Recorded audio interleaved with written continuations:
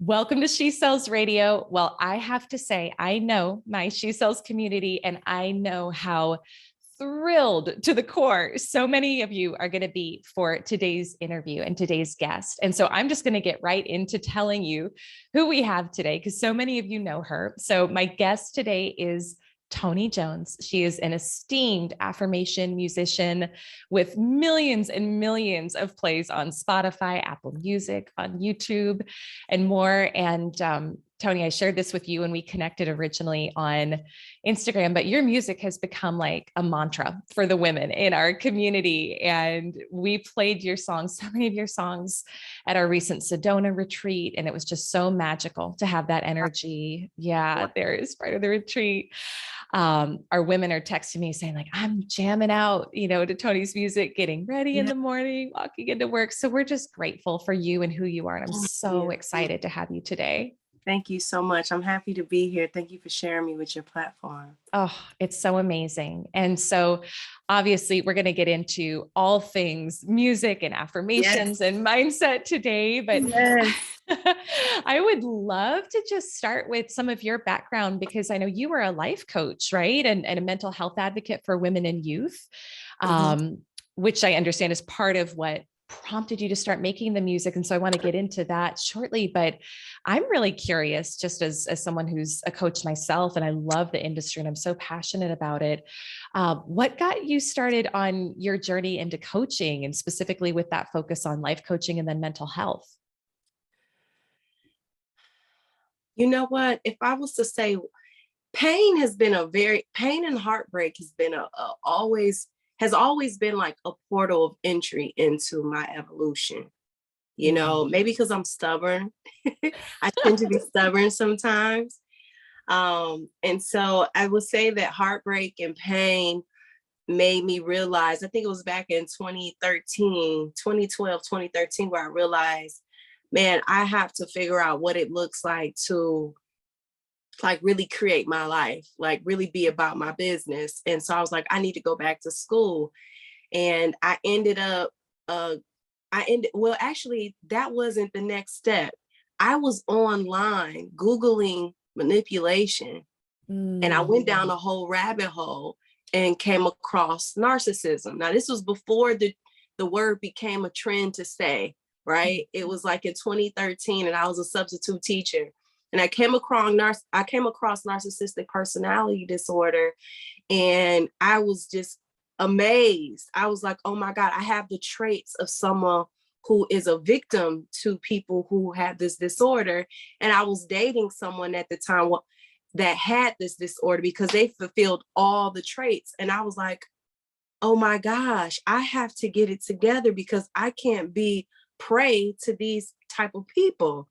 And so I was like, I have to get my degree in psychology. I don't want to become a psychologist, but I have to I wanted to be like a psychology entrepreneur. Like I wanted to help women understand their psychology to heal from workaholism and prevent them from falling victim to people who have these personality disorders. So I started my wellness company, where I provided that type of education while I was in school. And after I got my degree, I did a hard launch of my company where I started to coach women. I produced events and so on. And so fast forward to 2018, I was just like, oh, this is getting a little bit exhausting, and I wasn't getting, I didn't feel like I was getting back what I was putting in financially, energetically, emotionally. And I just felt like, man, here I am again, questioning what am I here to do? Like, what's the point? Because, I was creating a business during the boss bish era, where it was all about getting a bag. It's all about being an entrepreneur. It's all about, having 6 figures within 6 weeks and selling this. And I was just like, self-care, self-love, mental health. And that was not in our timelines at all. So, I ended up getting on my knees and just praying and meditating, like, God, the divine, show me, like, what am I here to do? Like, what can I create? And I got that download within 24 hours to create affirmation music. So that's a little bit of the timeline. I can go on and on, but it's like when I share it, I'm like, man, this sounds like a movie. Like, It does. because it's like, and I experienced it, you know, firsthand. And so that's pretty much my port of entry. It was like, it started with like a issue between me and this guy that I was dating, you know, not issue, but issues. And me questioning like what's going on with me to where I'm like dealing with this consistently. And I came across narcissistic personality disorder, led me to go back to school to get my degree in psychology. Psychology led me to start my wellness company because I knew I didn't want to get into psychology as a profession, but I wanted to use this education to launch my business and what I offered. And then coaching led me to music. And I just really wanted to create an album where women started to believe that they can practice wellness on the go. And then I could gain more clients. So where they're doing the work in their own lives, but they're coming to me for support, not depending on me to do all the labor, the internal labor. So I never meant to become a musician. That was never my intention, but somehow there was a divine thread that was happening, you know, to say, hey, this is what you're supposed to do. Wow. Oh my gosh. I love so much of your story. And that was going to be my next question was, did you always have the vision to become a musician? Because I'm just imagining it's like a relatively short amount of time, right? Going from this, it sounds like toxic relationship, like you said, like substitute, which is so funny to think about you now and the brand and the business you've built, like doing that. But one of the things that we talk about and that I love, because I think your music backs this up, is that it's like everything that feels really crappy at the time, like the relationship, for example, we can alchemize it, right? We can turn it into something that's working for us, and that in every challenge, there's an equivalent blessing, but we've got to be willing to go for it and to look for what that is. And I love how you turned that very challenging relationship and situation into what you're doing today. So I'm so curious, because you said you never had the vision to be a musician, and now you've got this incredible brand that you've built. Like, when was the first, so what happened when you got down on your knees, you prayed, you had that download to do the affirmation music? Tell us about making that first song for your clients and what happened as a result. Oh man, I'll never forget it. I'll never forget it, because when I got that download, that was in 2018, the summer of 2018. And I ended up going to LA for a month.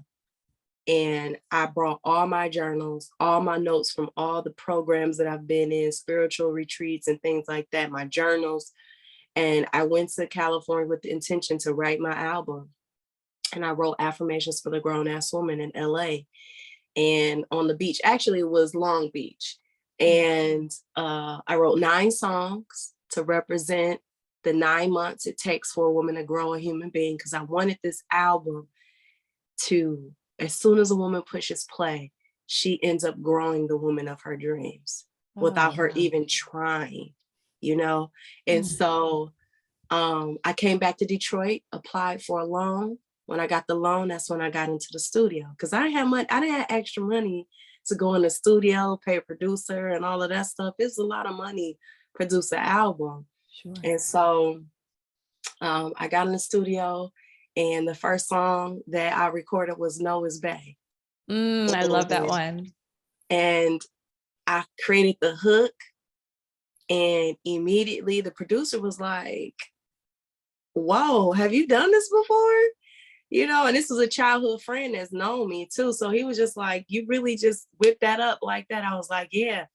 And I got in the studio, and it's just start coming out of me. And I was just like, wow, I can do this. Like, you know, but I still didn't think like, oh, I'm about to be a musician or whatever. It was just like, my whole goal was for it not to be corny. Like, I just did not want to be corny. I heard a lot of conscious music that I felt like had a powerful message, but it was just corny. The beat, the melody, the sonics. I was just like, I want to have an element that's cool, you know? And so at the time, I felt like that album was fit for what was cool at the time. I mean, it's still relevant. It still lands for people, still feel like it's a bop.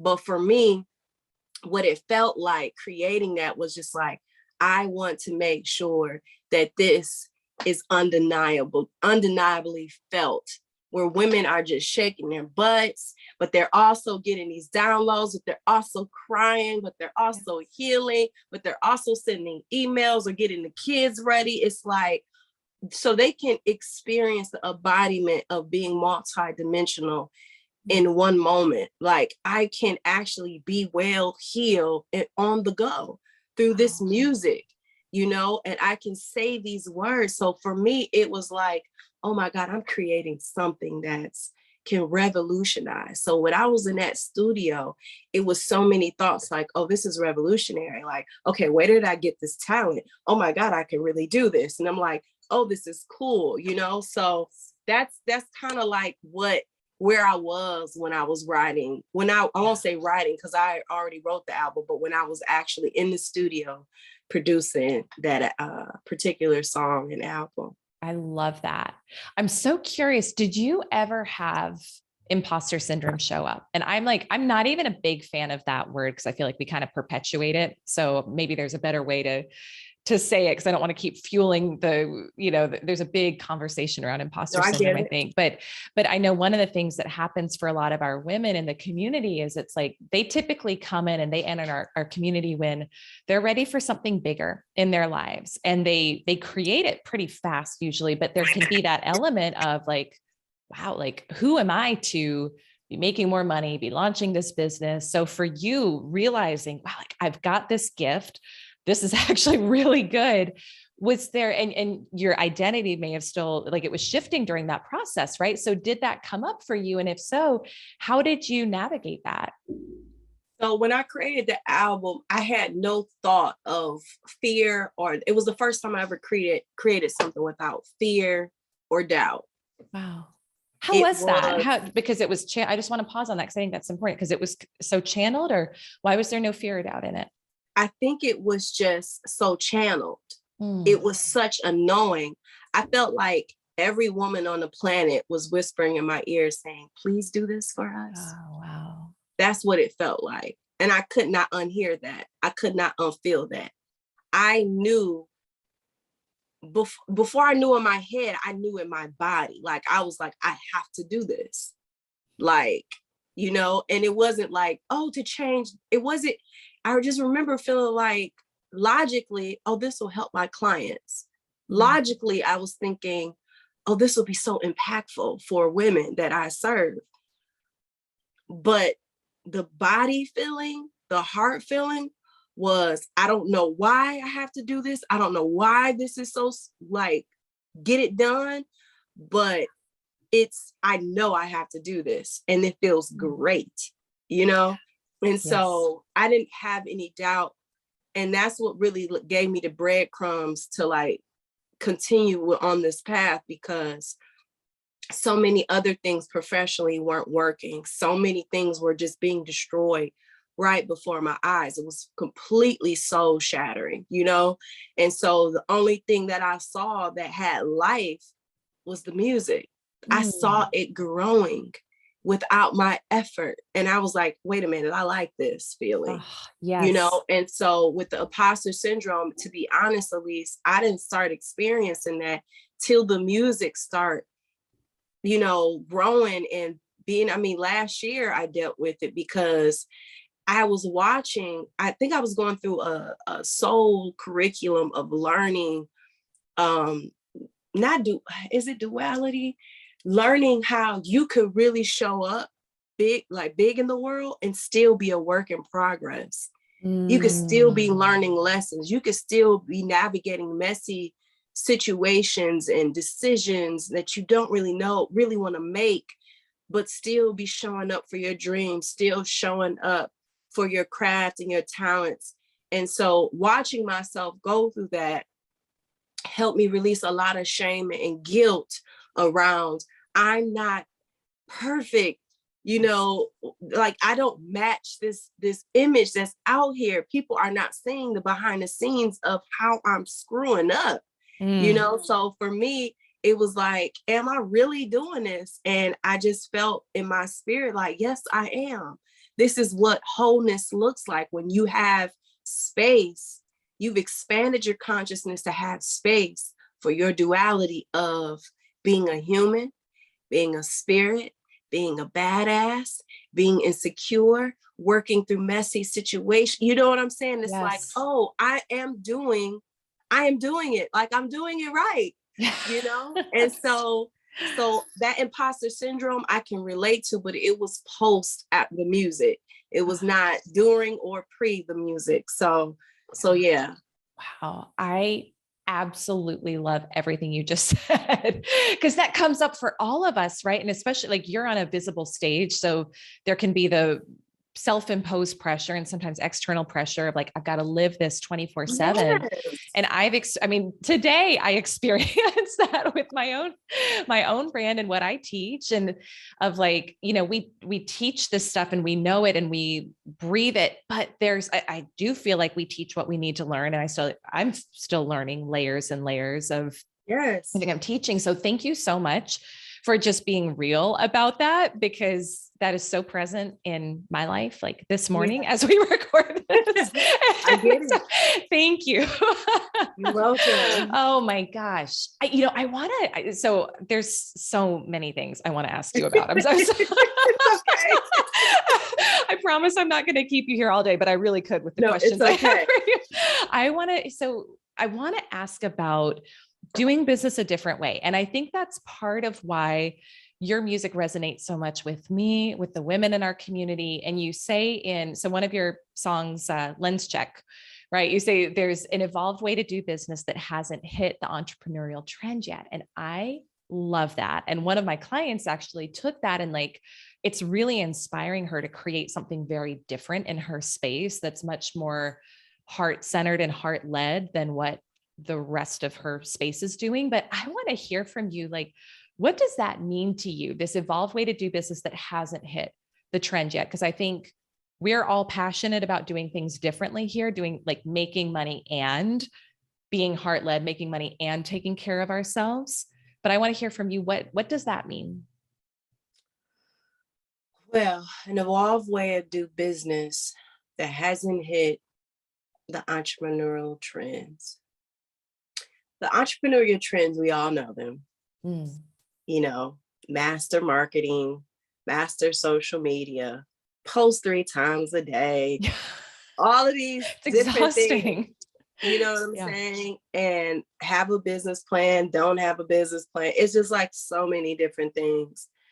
And for me, that was bombarding my nature. I'm a hippie at nature. Like, I don't care about anything about this infrastructure of capitalism, but I've learned to have a respect for and what it can do for people, you know? And so I stopped hating it, but I was very disenchanted with it. And I still have some disenchanted with the structure of capitalism. But it's amazing. It's an amazing opportunity if you have the mindset for it, you know, because it's what makes America, America, you know? And so for me, all the business trends made me feel like, the entrepreneurial trends made me feel like I have to sacrifice my well-being for the grind.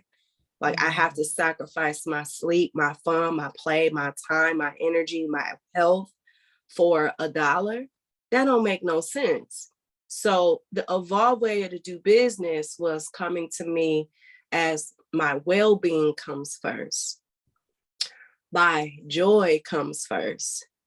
It has to feel good to me before I do it. Like I have to feel like there's a level of energetic embodiment of groundedness, of centeredness, of calm and ease. So I can infuse that energy into all that I'm doing and creating. So whatever I offer, whatever I sell, whatever I create, people can feel that. I don't care if I'm selling a t-shirt, I'm selling a bag, I'm creating music, I'm creating an event. That energy is going to be the habitat, You know what I'm saying? How I'm creating and what I'm doing, like how I'm feeling while I'm doing and creating that energy is going to be infused into whatever I share with others. So it's not just you buy, you're seller to consumer. It's not the old way of doing business. It's like, I am pushing play on this music. I'm buying this bag, and something about the feeling of having it in my life makes me feel a certain way. And not to even be that deep, this is all psychology. They teach this in marketing. Tap into the feeling of people, but not in a manipulative, strategic way, but tap into your feeling. Like, how do you feel when you're creating these candles, when you're creating this content and this programming? If you're not feeling great about it, it's time to get back to the drawing board to see if you can feel great about it. How, you know what I'm saying? So Evolved Way of Doing Business is making you a priority. So whatever you do, whatever you share, whatever you create, can feel a certain way to people, because we are multidimensional beings. We're learning that we are vibrational beings. So the vibration of your business matters. Wow. On so many different levels, so that's what I mean by Evolved Way of Doing Business, because the old traditional paradigm way post 2020 has been, hustle hard, team no sleep. But now it's like, no, I don't have to do that. And I know, you have 5-year-olds that are millionaires from just playing with toys on YouTube. It's crazy. Like, wait a minute. Like, I don't have to do all this.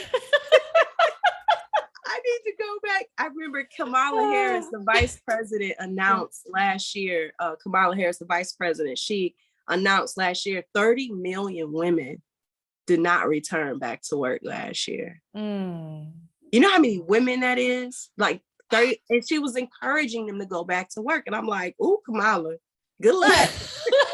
Good luck. Good luck with that. Good luck with that campaign, because women have tasted a freedom. They have tasted a time freedom. They have tasted a self-awareness that prioritizes their well-being, their happiness. They see themselves now. So if they're not seeing that work complementing their well-being, their family, their household culture, they have even if they don't make a hard decision now, they're starting to think, So, all in all, essentially what I'm saying is the Evolved Way of Doing Business is putting yourself first so you can infuse that well-being and that energy into all that you do. So people can feel that. Yes. I am like, it makes me emotional when you talk about it, because I think so many of us operated according to the old paradigm. Yes. And I was talking How were we surviving? We weren't. I mean, it was doing? How did we do that? It was terrible. It was absolutely terrible. But there's still and there's so much conditioning still of that, which is why your work is so important, and why, we as a community appreciate it so much. But it's so, I want to talk a little bit about your experience of money and your relationship with money, because my own experience kind of what you said before, it's like there's 5-year-olds making millions of dollars on YouTube, not grinding, hustling. They're having fun. They're having a great time. And then there's this culture of like, if you want to hit 6 figures, 7 figures, whatever, it's all the things you listed: team no sleep, work harder, post more, yada, yada. We don't teach that at the She Sells community. We teach a very different way of doing things and a very different relationship with money. And in my own experience for a long time in sales, and then as an entrepreneur, it's like, I wanted to make more money, but I had a terrible relationship with money, and I didn't know I did. But it was very tumultuous, very up and down. And as that healed, it was like money just comes in, and it's not a lot of hard work. Like it's putting your gifts and talents out in the world, but it's not the hard work, the grinding and hustling. And your songs like Money Worships Me, which I love, by the way, is like such a paradigm shift around money, right? And currency, they're so powerful, and they reflect to me a very healthy relationship with money. And so I'm curious to know, like, your own relationship with money. I'm really intrigued by what you said about, like, you're not a fan of all the elements of capitalism, but you see, you see the benefits of a lot of it, and you've been through the burnout hustle grind of making money. So how has your relationship with money evolved, and how have you healed and strengthened that relationship over time? Okay, let me first grab this. This book right here helped me a whole lot. It's by Maria Nemeth, The Energy of Money. Can you see it? I have never read that, but I feel like that's like a must. Oh my gosh, it's a I'm gonna read that. must. Okay, It's a must. The Energy of Money: A Spiritual Guide to Financial and Personal Fulfillment by Maria Nemeth. Amazing. And I tell you, girl, that book took me about 2 years to read because it was peeling my brain back. Okay.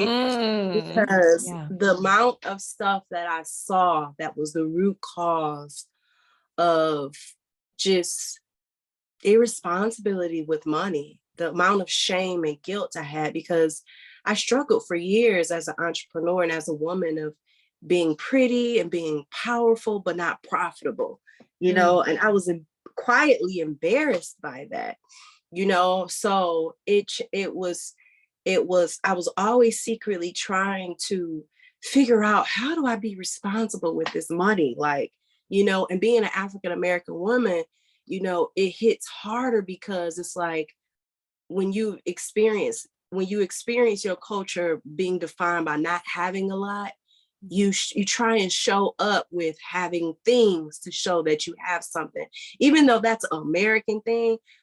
In my culture, it's a whole nother level, and so, for me, it was like, let me update my mind, let me read something that can give me a new thought, a new mental capacity to think about money.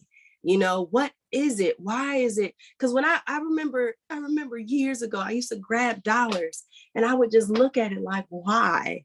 Why? I mean, water is more valuable than this. Air is more valuable than this. Like, food is more valuable than this. Shelter is more valuable than this. But yet this is what gets us that. So for me, I was like down a whole rabbit hole with my disenchantment with money. So for me, updating my mindset with new information about the spiritual and the metaphysics around money helped me unlearn the way that I was conditioned about money, and expanded my understanding of what money is, which is just a representation of our energy, and so learning that was one piece, embodying that was a whole nother thing. So I had to take what I knew and translate it into my daily practice. So it ended up leading to like just these small steps. It's a practice called 50-30-20, meaning whatever income that you get, half of that goes towards this, 30% goes towards this, 20% goes towards that. And so once I start to see that work for me and all my bills be paid, but I can still do a little shopping, and I got emergency money for this, I was like, this feels so good. I started to feel that sense of pride. So for me, that helped heal the shame, the guilt, the embarrassment. And then it led to a point where whether money was coming in or not, I was free from that stronghold of defining my worth with money. You know what I'm saying? Yeah. And so it was like, when it was little money in a bank account, a lot of money in a bank account, I had a sustained state vibrationally to be like, I am my money, So you see how the journey was like how the journey went from one state to another state. And so even now I'm still expanding. I'm still a student with my relationship with money, because money is starting to come in a lot, you know, and I'm just like, I don't want to mess this up. You know, I don't want any old timelines to be triggered. And I'm just like, oh, I need to spend, you know? And so look, I'm my mother's child, right? So I'm an American woman. It happens. Like retail therapy is real. Like, you know, so my relationship money came from really, it started with me wanting to unlearn and update my mind with new information about money to where I can actually see if I can practice and embody this new way of relating to money, and then sustain that state, you know, no matter whether money is there or not. Yes. You know? Yes. And what you just said is so important about, like, I know in my own life, I used money to validate my worth for so long. And it was like, when I make this amount, then I'll be worthy. And then you would make it, and then I'd still feel unworthy. And what I've learned, I'm so excited to read that book, because I'm all about books like that. But what I've learned from other similar study on my own is like, you will, number one, if you don't feel worthy without money, you won't feel worthy with money, period. End of story. There will never be enough money to validate you and your self-worth if you need it for that. But it's like, when we do the inner work and the healing, and we feel validated and feel worthy regardless, money comes pretty easily, and it comes when you need it, and it comes in the amount you need it. And it's like, it's just a totally different relationship, but you don't, it's like a bonus. It's kind of like the cherry on top. You don't feel like you need it to feel worthy. Right. Yeah. Which the other piece of that I would love to hear from you is around worthiness and how you've cultivated that in your life, because I think it's so much of the undercurrent of your music. It's the undercurrent of a lot of what we teach in this community. And what are some of the practices that you have implemented in your life to create that sense of self-worth, where it's like, whether the money's there or not, I'm good. Whether the audience is there or not, like, I'm good. Because that takes work and that takes discipline. I know. So what has that journey been like for you? And what are some of those practices that you do now to keep cultivating that sense of worthiness?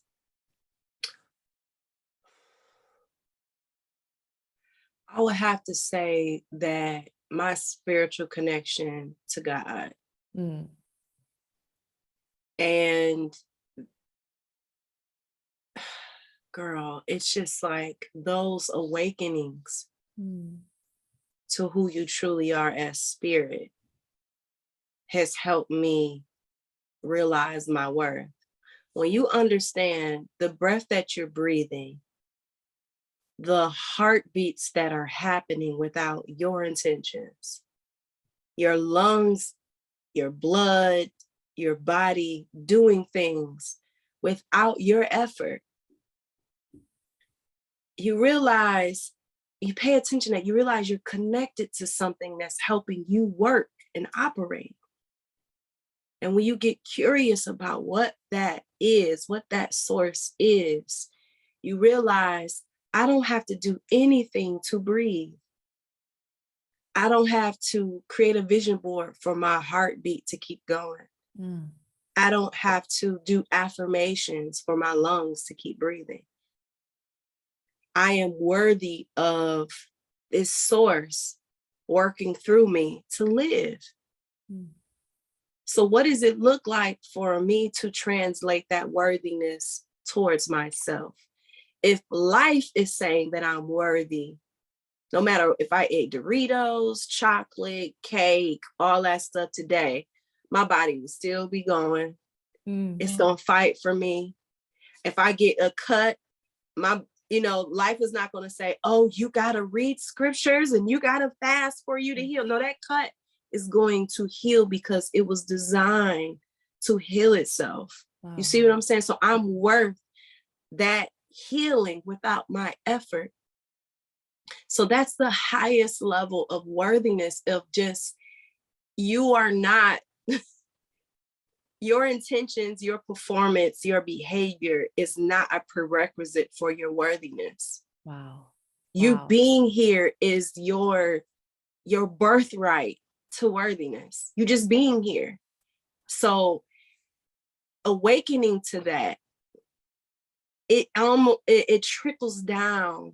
It trickles down to where when a worthiness does come up, when insecurity comes up, you can ground yourself spiritually by remembering that, so it can soothe the nervous system when it starts to tell you all these stories of like, see, it's happening again. You're not worthy. They don't like you, like all of these things, ground yourself in that. I find meditation to help me to ground into that divine worthiness. Connecting with trees, being out in nature, sipping tea by myself, doing something spontaneous, canceling the day helps me tap into that worthiness, because it's like, if I'm not okay and I got a whole agenda today, I'm worth canceling it. Wow. I'm worth that, because I deserve to feel good. I deserve to be worthy of creating space for my well-being, for my mental health, Yes. Yes. Wow. That is so powerful. And when you said when you talked about the physical healing, like we don't have to, we don't have to micromanage that process. There we go. Okay, beautiful.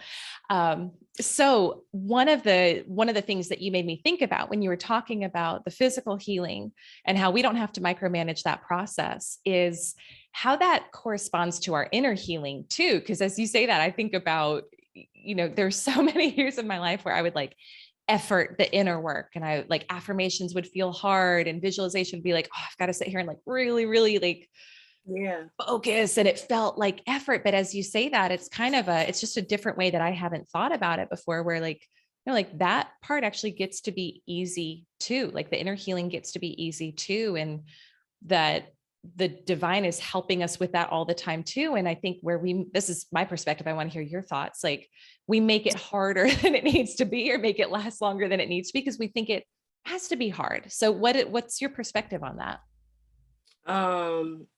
As far as the healing, the inner healing, like, and how I want to actually tie it in with part of what you speak about with surrender and worthiness, and also surrender, and like letting the divine flow through us, surrendering, just surrendering the parts of our life where we may have been gripping. So with that inner healing, yeah, I want to get your perspective on that.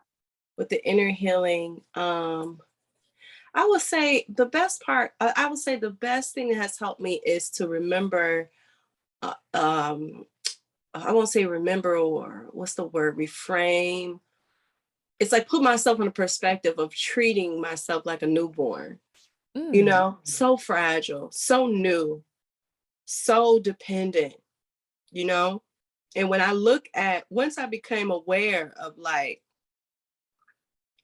the shitload of what was happening, like what I have gone through, and how I've created these things to survive, these mental structures, these defense mechanisms, these coping skills that I just made up. Once I saw all of that, I was like, oh baby, come here. What have you been through? I mean, I was just in a yoga session last month. It was a meditative yoga session. It was phenomenal, because I never been, different people guide yoga different ways. And she was phenomenal. And she was helping us tap into our feminine energy. And I felt things in my body that made me feel like, oh my God, what have I locked in my body on an emotional level? Wow. Like, my goodness. And so for me, it's about realizing how tender, how sensitive, how fragile some of these areas in my life are, because I had to ball them up, stuff them in my pocket, you know what I'm saying? Keep them in the dark, keep them protected and locked in, so I can continue living life and doing what I need to do. And so now that we're in this era of self-awareness and expanding our consciousness. It's like, now that those places are exposed, it's up to me to bring loving kindness and compassion and tenderness and gentleness to that space. So I have to treat those parts of myself like a newborn. Wow. Not say, you have to heal right now. I got all the formulas for you. You've been in my life, in my blind spots, sabotaging. No. Mm-hmm. You want to have gratitude because if it wasn't for, you putting it in that space, you wouldn't have been able to do this, and that. Wow. It's a shadow and light side to everything, right? So for me, it's the way that I practice that surrendering, that gentleness, that compassion, and that sense of worth of saying, hey, I'm worth being what I did not receive when I was so fragile, so vulnerable as a child, as a teenager, in that relationship. I get to be that towards these parts of myself because now I know what that feels like. So when other people try and do it, I don't push them away. You know what I'm saying? Have you ever seen the movie, what is that movie? It's by Pixar and it's about a musician. It's a Black guy. Oh, Soul? Soul. Yes. And in the movie, when they were trying to reach the little soul, he was pushing everybody away. Yes. And it's like the quintessential blueprint and narrative of what we do when we haven't experienced that own self-compassion and gentleness and sense of worth of holding ourselves in tender ways, when those things are brought up, they're ugly, they're messy, they're not shiny and beautiful and Instagrammable, And so I think hopefully that lands and resonates for your audience. But for me, it definitely has helped me reframe how I embrace those parts of me that I really want to change. Wow. I mean, if I told my mother the other day, I said, I wish there was like a spiritual bleach where I could dip my nervous system and it just comes out and it's like, right? Voila, fresh nervous system. That's one of your new songs, Spiritual Bleach. Spiritual bleach. Right? Take all the darkness out. And but that's not the case. You have to learn how to navigate it because we're not only dealing with our stuff, but we're dealing with generational programming. Yeah. So we have to, like, it's critical to show ourselves loving kindness and compassion and gentleness as we awaken to these parts of ourselves that we so want to change so bad, so fast. Wow. Yes. That was a perspective shift for me, the way you stated it there. So I love that visual. I love thinking about the newborn energy and that much love towards ourselves. That's so powerful. Yeah. 2 final questions for you, Toni. And then I want you to tell everyone where they can connect, where they can listen to your music. It's so good. Number 1, I would love to know from you, what is the number 1 thing that you're currently affirming in your own life? Oh man, that's a good question. My thirst for romance has been more intense lately. Love it. And I really don't like it, but I'm also happy to be honest. I really don't like it. Like, I just want my self-love and my relationship with myself to be enough, but I have to be honest. Yep. I'll be honest that it's a precious thing to desire to share yourself with someone. So I've been affirming like conscious partnership, but I've also I don't want to get into that obsession to manifest something or someone. So I've been more so affirming in my life that I live from my highest timeline of my deepest desires and my ultimate fulfillment. Like, because that includes it all, right? Wow. Yeah, that gives me chills. Yeah, my highest timeline, my deepest desires, and my ultimate fulfillment. I move, I live, I embody that now. That's what I've been affirming in my life. Gosh, that's good. I'm so glad I asked you that because I'm going to use that affirmation too. in other areas of life, but that is so good. Final question before you tell everyone where to connect with you.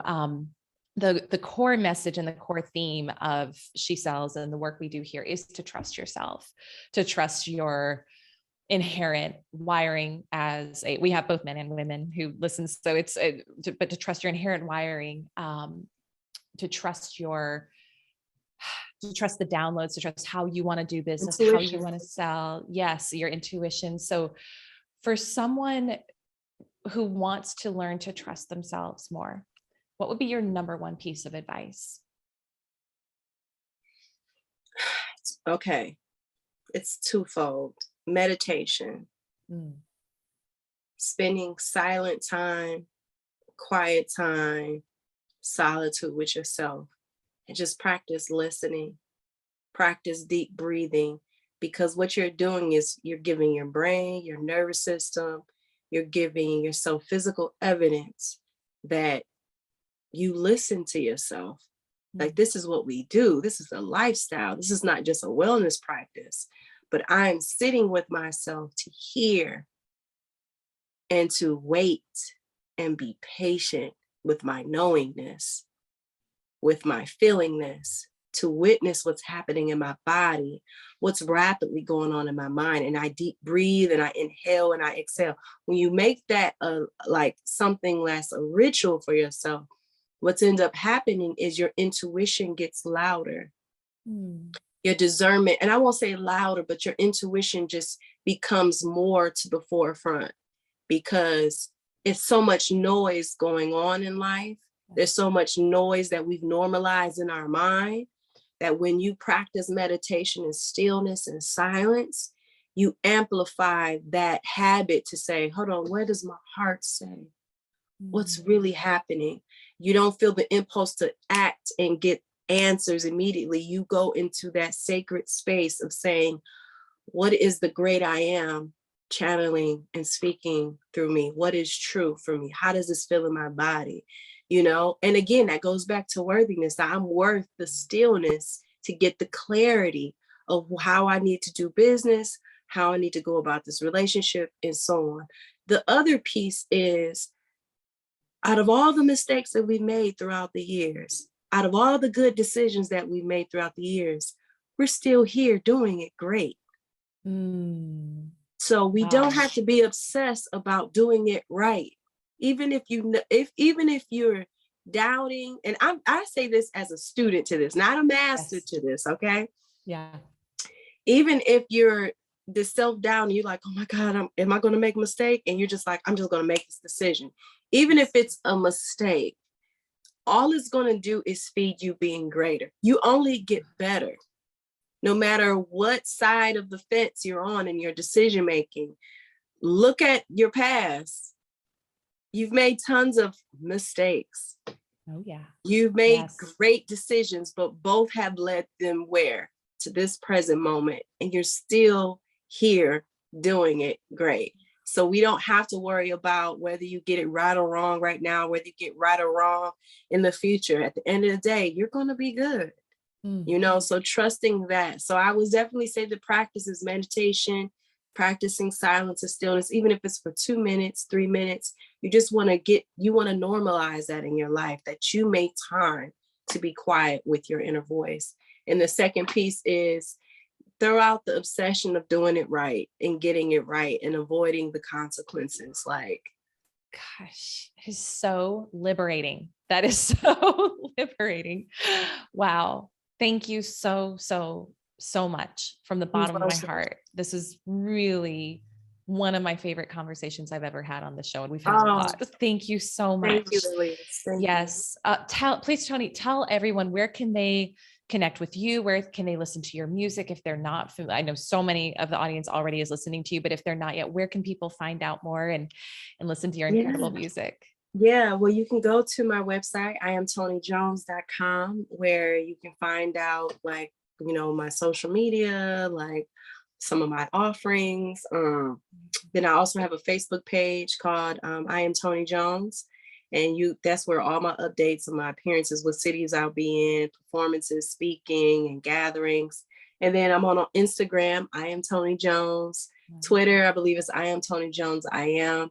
So you can follow me on all those platforms. But most importantly, if whatever I do speaks to you, say yes to it, push play, opt in, don't hesitate. If it calls you, I don't care if it's anything, if it's calling you, go in, leap in, and lean in. My music is on all platforms: Spotify, Tidal, YouTube, Amazon, iTunes. So, you know, I'm here in the digital virtual world. So feel free to opt into what resonates.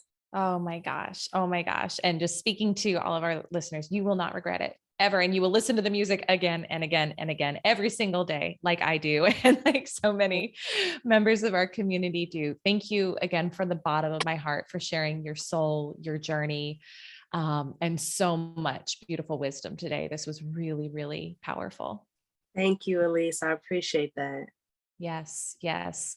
And to you, my beautiful listener, I am so grateful for you being a part of this community. Connect with Toni on social, listen to her music. It is so life-changing and transformational. So grateful to have you in our She Sells community, and we will see you next week for our next episode. Bye for now.